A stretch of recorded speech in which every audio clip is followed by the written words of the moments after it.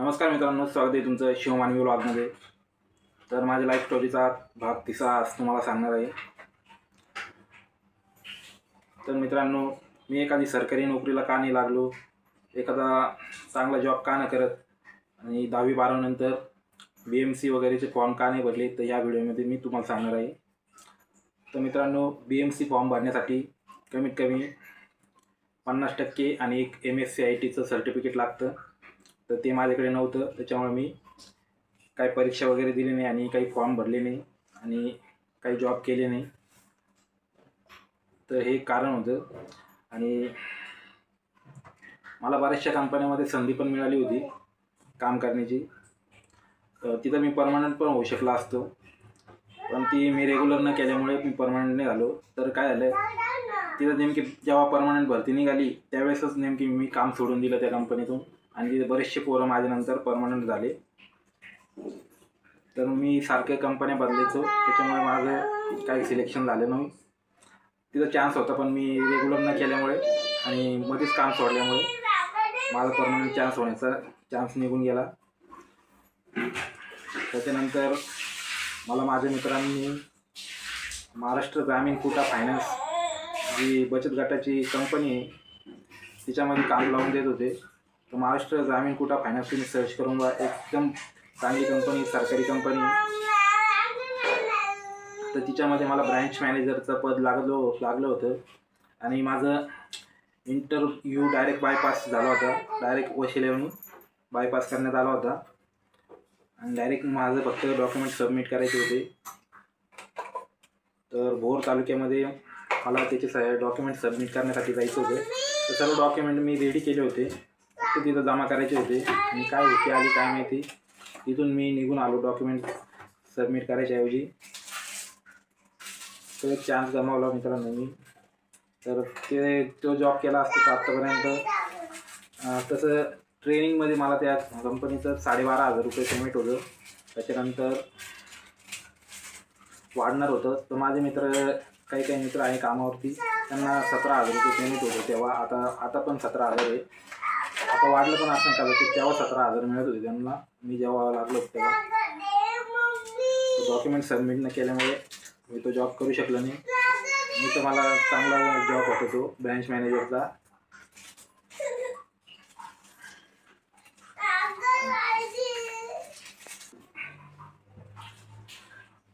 त्याच्या अगोदर अजून एक माझ्या मित्रांनी काम बघितलं होतं TCS कंपनीमध्ये. BPOचे काम होतं, म्हणजे कॉल सेंटरमध्ये. तर तिथे माझं इंग्लिश थोडं कच्चं होतं आणि नेमकी माझा इंटरव्ह्यू होणार होता. तिथे एक HR होता, मित्राचाच मित्र होता, तो माझा इंटरव्ह्यू घेणार होता. नेमकी त्याने मला 2 दिवस अगोदर बोलवलं होतं, पण मी थोडंसं लेट गेलो आणि त्याने त्यावेळेसच जॉब सोडून दिला त्याच्या मित्राने. आणि मग ते दुसरी मॅडमने माझा इंटरव्ह्यू घेतला तेव्हा माझं इंग्लिश थोडं कच्चं होतं. तिने मला प्रश्न विचारला, व्हॉट इज अबाउट, असं काहीतरी, माझं स्वतःबद्दल माहिती सांगा असं, आणि तुला कंपनीत का काम करायचं असं इंग्लिशमध्ये थोडं प्रश्न विचारला होता मला. आणि तो मी प्रश्न समजला नाही मला. तर मी तिचा प्रश्न असं समजत होतो, तुम्ही कुठून आला असं, म्हणजे तुम्ही कुठून आला असं समजत होतो. पण ती माझ्याबद्दल विचारत होती, तुम्हाला काम काय करायचं असं विचारायचं होतं तिला. आणि असंच विचारलं होतं आणि मी वेगळंच उत्तर दिलं आणि ती म्हणे नॉट अंडरस्टँड युअर इंग्लिश, आणि डायरेक्ट मग रिजेक्ट करून टाकलं. फर्स्ट राऊंडमध्ये बाहेर गेलो. तर 3 राऊंड घ्यायचे त्या कंपनीमध्ये. 3 राऊंडमध्ये TCS कंपनीमध्ये आपल्याला कॉल सेंटरचा जॉब मिळतो आणि पेमेंट पण चांगलं भेटतं. तुम्हाला करायचं असेल तर तुम्ही जाऊ शकता पुण्याला. TCS कंपनीमध्ये चांगला जॉब भेटतो. 8 घंटेची ड्युटी असते.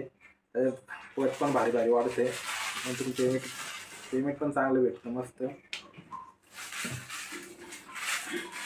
तो एक जॉब म्हणजे लागलाच नाही. त्याच्यानंतर ज्यांना फायनान्स कॅपिटल बँक होती तिथं मला सेल्स मॅनेजरचा जॉब होता. पण नेमकी मी असं इंटरव्ह्यूला गेलो होतो की माझ्याकडे कपडेच नव्हते फॉर्मल. तर फॉर्मल कपडे न घालता मी बँकिंगचे इंटरव्ह्यूला गेलो. जीन्स पॅन्ट आणि टी-शर्ट असे घालून गेलो. तर असे कपडे पुढे इंटरव्ह्यूला चालतं का? तर कपडेच माझ्याकडे नव्हते फॉर्मल. आणि बरेचसे ठिकाणी, बरेचशा बँकेमध्ये, ॲक्सिस बँकमध्ये पण गेलो होतो. परत HDB बँक आहे, HDB बँकमध्ये पण गेलो होतो. तिथं पण मला बोलण्यात आलं की तुम्ही असे कपडे घालून कसे आले या इंटरव्ह्यूला. तर सेल्स मॅनेजरचाच जॉब बघत होतो मी, सेल्स म्हणून. म्हणजे ते लोन वगैरे घेतात ना लोक, ते आपण लोकांना लोन पाहिजे असते त्यांना, त्यांची डॉक्युमेंट वगैरे करून लोन अप्लाय करून द्यायचं आपलं हे काम असतं सेल्समध्ये. ते काम होतं. तर मग ते जॉब काय मला लागला नाही, कारण मी कपडे घालून नव्हते. नंतर काही कंपन्यामध्ये डायरेक्ट ग्रॅज्युएशन बोलायला लागले, तुमचं ग्रॅज्युएशन कंप्लीट आहे का. तर ग्रॅज्युएशन कंप्लीट असल्यावर ते जॉब देत होते. आणि माझं नेमकी 12वीपर्यंतच होतं आणि ग्रॅज्युएशन हे अंडर ग्रॅज्युएट होतं, त्याच्यामुळे काही जॉब लागला नाही. नंतर मग घरीच आलो आणि नंतर मग आपलं कंपनीच धरली आणि कंपनीमध्येच आता हमाले करतोय. आणि कंपनीचे हमाले संपले आता, त्याच्यानंतर मग झोमॅटोमध्ये आलो आहे आणि झोमॅटोमध्ये आता माझं काम चालू आहे. तर ही अशी माझी लाईफ स्टोरी आहे. मित्रांनो, व्लॉग कसा वाटला कमेंट करून सांगा. चॅनल नवीन असेल त्याला सबस्क्राईब करा, बेल आयकॉन दाबा. तर भेटू पुढच्या व्लॉगमध्ये. तोपर्यंत बाय बाय. Okay, thank you.